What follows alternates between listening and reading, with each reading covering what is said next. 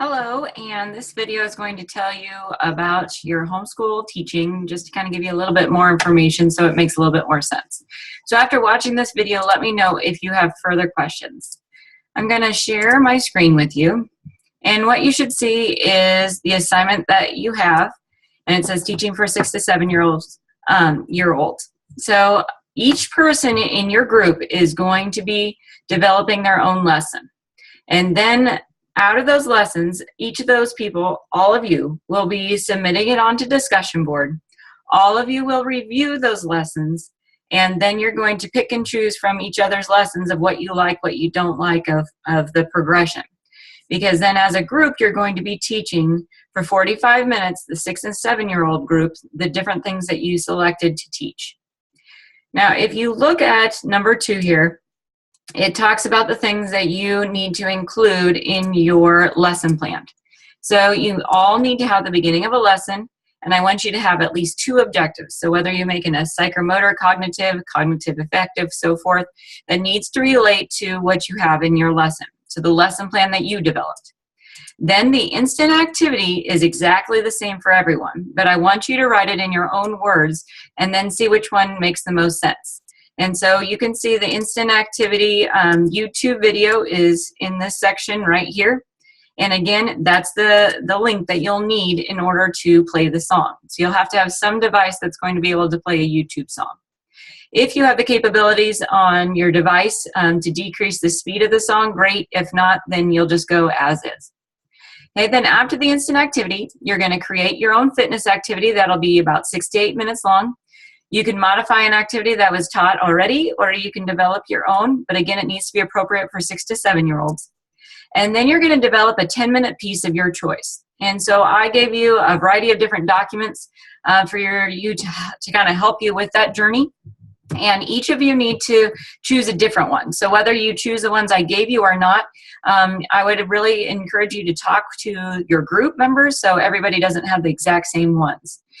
So this piece would then be taught for 10 minutes. After that, then you're going to be teaching another 10 minutes of a different activity. So I talked to you real briefly about how Jameson and Jalen, your partners, and then Jeff and Skylar. So between Jameson and Jalen, you'll need to decide one of the 10-minute activities that you developed.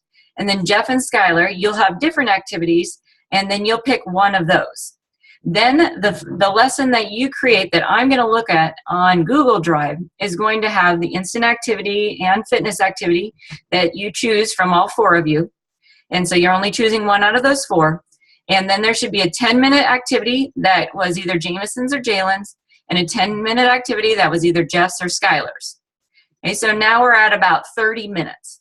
After that, you're going to develop the remainder of the lesson, but I'm giving you the information that I want you to teach. So you're going to look here on the left side, and I'm also including it in the email that I'm sending you. I want you to work on start-stop signals again with the students. And those would be with this PowerPoint, because I want you to see how you could include an LCD projector with the PowerPoint to give the kids more information. And so when you're writing your equipment checkout sheet, make sure that you write that you need an LCD projector. And if one of you has a device that would connect to an LCD projector, great. If not, you're going to need to let me know. But if you do have your own device, then I just need to know what type of device, so then I have the correct dongle for you. And I believe I went over that a little bit in class as well. Then the other one is called the buggy ride. And basically it's kind of like a scooter activity. And you're not going to use the baskets that the PDF talks about. You're actually going to use scooters instead.